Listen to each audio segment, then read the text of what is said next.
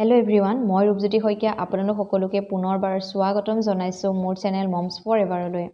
এতিয়া যেহেতু আমাৰ ঠাণ্ডাৰ দিন আৰম্ভ হৈ গৈছে, চাৰিওফালে ঠাণ্ডা পৰিৱেশ আৰু এতিয়া আপুনি নিশ্চয় গম পাইছে, আপোনাৰ ওচৰে পাজৰে চালেও খবৰ ললেও দেখিব শুনিব যে প্ৰায় সংখ্যক লোকৰে জ্বৰ চৰ্দি কাহ আহুৱা আৰম্ভ হৈ গৈছে। গতিকে এনেকুৱা এটা পৰিৱেশত আপুনি নিজকে লগতে আপোনাৰ শিশুটিকো যদি এই জ্বৰ চৰ্দি কাহৰ পৰা বচাই নিজক সুৰক্ষিত কৰি ৰাখিব বিচাৰে তেতিয়াহলে তাৰ কাৰণে কিছুমান ব্যৱস্থা আমি হাতত ল'বলগীয়া হয়। বিশেষকৈ শিশুৰ 1 বছৰৰ ভিতৰৰ শিশুসকলৰ ক্ষেত্ৰত বেছি আমি এইটো ধ্যান দিবলগীয়া হয়। শিশুসকলেতো ধৰক সিহঁতে নিজে একো কৰিব নোৱাৰে, ক'ব নোৱাৰে, তো সিহঁতৰ সেই পৰিস্থিতিটো সিহঁতে ঠাণ্ডা পাইছে নেকি, চৰ্দি আৰম্ভ হৈছে নেকি, সেই বস্তুটো আমি নিজেই বুজি পেলাই আমি কিছুমান ঘৰুৱা ব্যৱস্থা ঘৰুৱা উপায়েৰে সেইবোৰ সিহঁতক বেছি নহওঁতে যদি আমি ঘৰুৱা উপায়বোৰ আৰম্ভ কৰি দিওঁ তেতিয়াহলে বহুত বেছি নহওঁতে সিহঁতৰ সেই জ্বৰ চৰ্দি বা কাহৰ যি প্ৰবলেম হ'ব পাৰে সেইটো কম হৈ থাকোঁতে সিহঁতৰ ভাল হ'ব। জেফলৰ বিষয়ে একচুৱেলি আমি যেহেতু সকলোৱে শুনিছোঁ, সকলোৱে জানো জেফলটো বহুত বেছি ভাল হয়। আজি যিটো ৰেমেডিজ মই আপোনালোকৰ লগত শ্বেয়াৰ কৰিম সেইটো 6 মাহৰ ওপৰৰ শিশুৰ ক্ষেত্ৰতহে আপোনালোকে এপ্লাই কৰিব, কিয়নো 6 মাহৰ তলৰ শিশুক অকল মাকৰ গাখীৰ নাইবা ফৰ্মুলা মিল্কেই দিব লাগে, তাৰ বাহিৰে একোৱে যিহেতু দিব নোৱাৰি। গতিকে আমি 6 মাহৰ ওপৰৰ শিশুকহে এইটো এপ্লাই কৰিব পাৰোঁ। 6 মাহৰ ওপৰ হোৱাৰ লগে লগে শিশুসকলে যিহেতু তেতিয়া সলিড ফুড ষ্টাৰ্ট কৰি দিয়ে, সিহঁতে পানী খোৱা ষ্টাৰ্ট কৰে, গতিকে আমি সিহঁতক এইটো খাবলৈ দিব পাৰিম।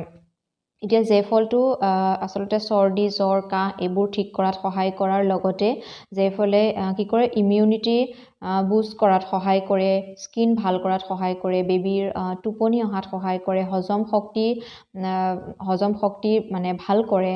তো এইবোৰ কাৰণত কি হয়, আমি যেতিয়া বেবী 6 মাহৰ পাছত যিটো ড্ৰাই ফ্ৰুটছ পাউডাৰ আমি বনাওঁ সেই ড্ৰাই ফ্ৰুটছ পাউডাৰটোতো আচলতে এই জেফলটো ব্যৱহাৰ কৰা হয়। গতিকে এই জেফলটো আমি যেতিয়া বেবীক খুৱাম দিনৰ যিকোনো সময়ত আপুনি খুৱাব পাৰে। খালি 1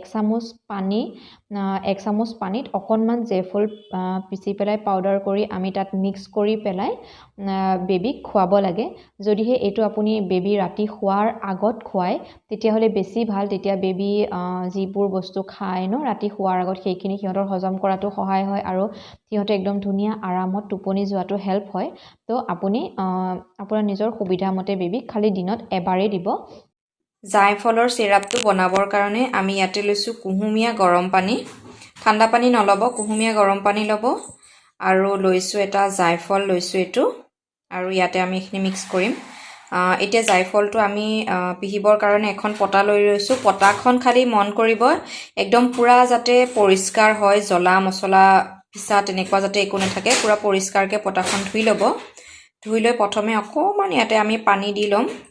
পানী দি পেলাই এতিয়া এই জায়ফলটো সেই পানীখিনিত আমি ঘূৰাই এইখিনি ইয়াৰ পৰা এটা জায়ফলৰ যিটো পেষ্ট বনাবলৈ ট্ৰাই কৰিম আমি। তো আপুনি জায়ফলটো ইয়াত এনেকৈ যিমান পাৰে পিহিবলৈ চেষ্টা কৰিব।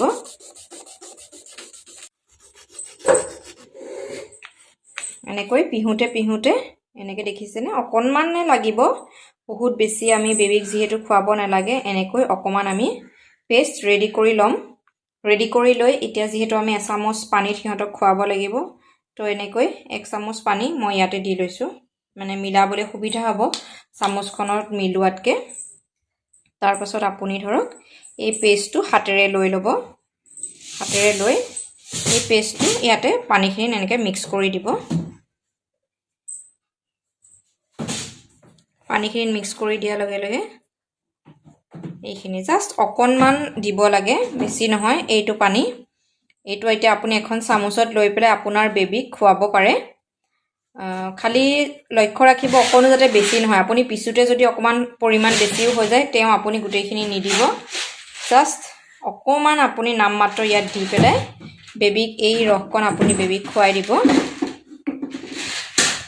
এইটো আমাৰ 1 চামুচ ৰেডি হৈ গ'ল। মই এতিয়া পোহৰক খুৱাওঁ।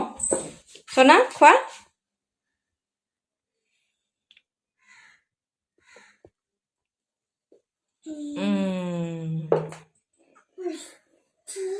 মস্তি এখন খাই দিয়া। Good boy. এনেকৈ আপুনি বেবীক জাইফলৰ যিটো চিৰাপ সেইটো বনাই পেলাই খুৱাব। খালি কুহুমীয়া গৰম পানী কৰি ৰাখিব, কুহুমীয়া গৰম পানীতে মিলাই পেলাই খুৱাব। আপুনি দিনৰ যিকোনো এটা সময়ত খুৱাব পাৰে, দিনৰ ভাগত খুৱাব পাৰে বা ৰাতি শোৱাৰ আগত খুৱাব পাৰে। আৰু আপুনি জাইফলটো যেতিয়া ব্যৱহাৰ কৰিব, ব্যৱহাৰ কৰাৰ পাছত ভালকৈ ধুব, ধুই পেলাই সম্পূৰ্ণ শুকাবলৈ দিব। শুকোৱাৰ পাছত বটলত আপুনি ৰাখি দিব, তেতিয়া সেইটো আকৌ যাতে আপুনি নেক্সট ডে ধুনীয়াকৈ ব্যৱহাৰ কৰিব পাৰে।